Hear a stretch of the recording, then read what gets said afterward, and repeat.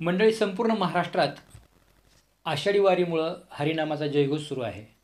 अगदी संपूर्ण महाराष्ट्र या दिंडीच्या वातावरणात डुंबला असतानाच आणि हे सारं वातावरण चालू असताना ज्यावेळेस देहू आळंदीतून दिंड्या निघतात त्यावेळेस पोलिसांवर फार मोठा ताण असतो, राज्यावर ताण असतो, सरकारवर ताण असतो.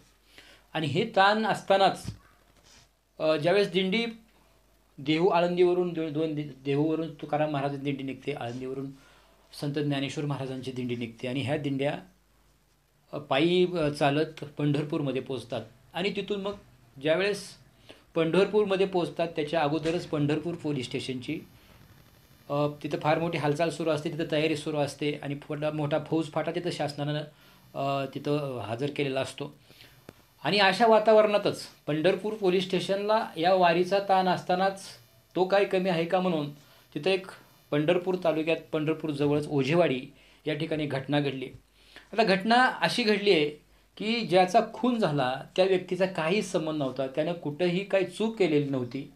तो शेती एका कुलकर्णी नंदकुमार कुलकर्णी यांच्या जमिनीमध्ये ते काभाड कष्ट करत होते. 20 वर्षापासून तिथे शेतीत काम करायला ते आले होते मजूर म्हणून. आणि ते इमानदारीने तिथं काम करत असताना त्यांचा खून झाला आहे. आता ते खून कशामुळे झाला, कसा झाला, पोलिसांनी कसा तपास लावला, आपण ते पाहणार आहोत. त्याआधी आमच्या चॅनलला आपण सबस्क्राईब करा. नमस्कार, मी शिवकुमार गुनुरी, पाहते आपण न्यू महाराष्ट्र एक्सप्रेस न्यूज.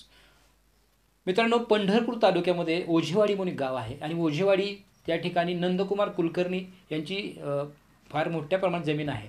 आणि त्या जमिनीमध्ये काम करण्यासाठी सूर्यकांत रेवे हे त्या ठिकाणी 20-21 वर्षापासून ते काम करतात आणि तिथं ते प्रामाणिकपणे काम करतात. त्यांचं वय जवळ 65-70 वर्ष होतं आणि एवढे 65-70 वर्षाचं वय असताना सुद्धा त्या शेतीमध्ये ते काम करतात शेतमजूर म्हणून. आणि काम करत असताना अचानकच त्यांच्यावर एका इस्मानं येऊन सपासप चाकूने वार केले. एवढे वार केले की तो मयत झाला तरीसुद्धा तो वारच करत होता. त्यांच्याबरोबर 7-8 मजूर काम करत होते. ही घटना अचानकच या आरोपीनं वार करत आहे असं पाहिल्यानंतर बाकीचे मजूर घाबरून पळून गेले. पण पळून गेल्यानंतर त्यांनी गावात येऊन सांगितलं असं अशी घटना सुरू आहे. गावातली लोकं गेली. त्यावेळेस ते तिथं अगदी रक्ताच्या थारोळ्यात निपचित पडले होते. आणि मग वारीची धांदल सुरू असताना, पोलिसांची तिथं तयारी सुरू असताना त्यात अचानकच पोलीस स्टेशनला फोन आला, असं खून झाला आहे ओझेवाडीमध्ये म्हणून. आणि त्या पोलीस स्टेशनचे पोलीस निरीक्षक TY मुजावर यांनी तातडीनं तिथं आपली टीम घेऊन तिथं हजर झाले. मैताचा पंचनामा केला. तिथून त्यांनी पोस्टमॉर्टमसाठी ते प्रेत पाठवलं. पण त्यांच्यापुढं मोठं आव्हान होतं की चौकशी केली तर कुठे सापडत नव्हतं की हा कुठे त्याचा काय दोष होता, कुणासंग वैर होतं, कुणाचं वाकडं होतं, कुणासंग भांडण होतं, असं काहीच नव्हतं.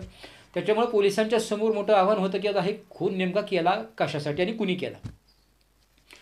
त्यांच्या TY मुजावर यांनी त्यांच्या शितापीनं त्यांच्या पोलिसांच्या पद्धतीनं त्यांनी लवकरच तपास लावला आणि तिथं अशी माहिती मिळाली की मयत सूर्यकांत रेवे यांच्याच नात्यातली एक महिला, तिचं कुमार जाधव या व्यक्तीबरोबर, अंदाजे कुमार जाधवचं वय 40 वर्ष, या व्यक्तीबरोबर त्या महिलेचं अनैतिक संबंध होते.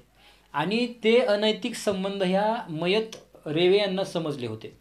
तेव्हा ती महिला त्या आरोपी कुमार जाधवला म्हणायला लागली की ही रेवेंना आपलं प्रकरण समजलेलं आहे आणि आता माझी पाहुणेरावळ्यामध्ये इज्जत जाईल, आबरू जाईल, कारण ते सूर्यकांत रेवे हे माझ्या जवळचे आहेत, ते लोकांना सांगतील.